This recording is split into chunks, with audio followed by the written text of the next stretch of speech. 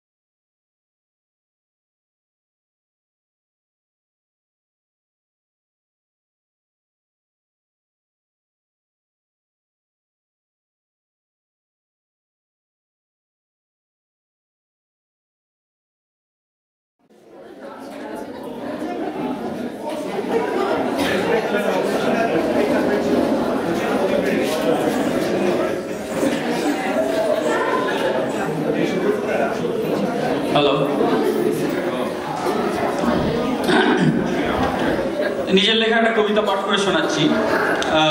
এটা আমার এই শহর ফোর্ট ম্যাকমারিকে নিয়েই লেখা।